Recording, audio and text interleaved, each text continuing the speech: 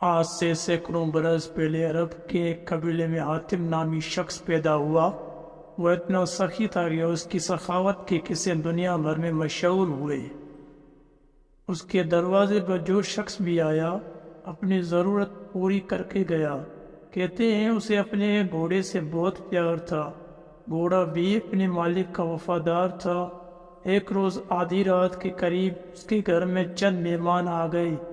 اتفاق کی بات ہے کہ اس وقت حاتم کے پاس اپنے مہمانوں کی دعوت کے لیے کچھ نہیں تھا اور رات کے وقت اس کا انتظام بھی وہی مشکل تھا۔ حاتم تائی نے اپنا پسندیدہ گھوڑا ذبح کر کے مہمانوں کی دعوت کر ڈالی اور مہمان نوازی کی لاج رکھ لی۔ ایک مرتبہ اس نے عرب کے سردار کی دعوت کی۔ اس روز 40 اونٹ ذبح کیے گئے۔ دعوت ختم ہوئی۔ سردار آپس میں ادھر ادھر کی باتیں کرنے لگے۔ گفتگو حاتم تائی کی سخاوت کے متعلق ہونے لگی۔ ایک سردار نے کہا، حاتم جیسا فراغ دل آج تک پیدا نہیں ہوا اور نہ ہوگا، کیوں نہ یہ سوال حاتم سے کیا جائے۔ ایک سردار نے کہا، چانچہ حاتم سے پوچھا گیا کہ اس نے اپنے آپ سے زیادہ سخی اور عظیم انسان دیکھا ہے یا سنا ہے۔ حاتم کافی دیر تک سر جھکا کر سوچتا رہا اور پھر مسکرا کر بولا، بہت زیادہ مال و دولت لٹانے کا نام سخاوت نہیں۔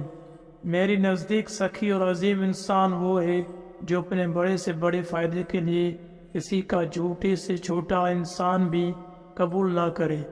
میں نے اپنی زندگی میں ایسا شخص دیکھا ہے جس کا دل میرے دل سے بہت بڑا تھا۔ وہ ضرور کسی ملک کا بادشاہ ہوگا جس کے پاس بہت بڑا خزانہ ہوگا۔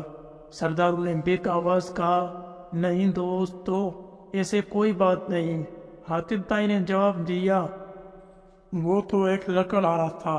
تمام سرداروں نے حیرت سے ایک میزبان کو دیکھا تو حاتم نے کہا کہ ایک روز میں نے سارے شہر کی دعوت کی۔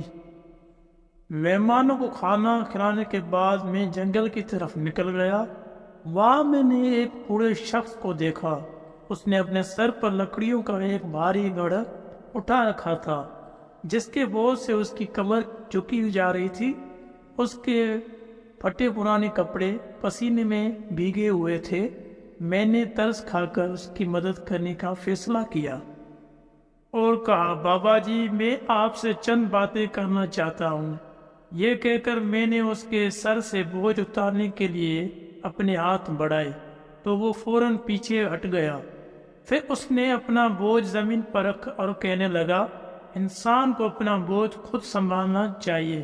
لوگوں کے کاندھوں پر سوار ہو کر تو صرف قبر کی طرف جاتا ہے، مگر بابا جی، آپ اس عمر میں اتنی محنت کیوں کر رہے ہیں؟ تو پھر مجھے کیا کرنا چاہیے؟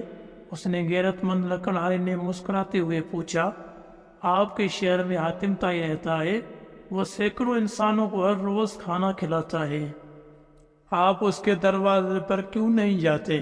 یہ سن کر لکڑہارے نے غور کر کے مجھے دیکھا اور بڑی بے نیازی سے کہا، حاتم کے 2 ہاتھ ہیں، خدا نے مجھے بھی 2 ہاتھ عطا فرمائے ہیں۔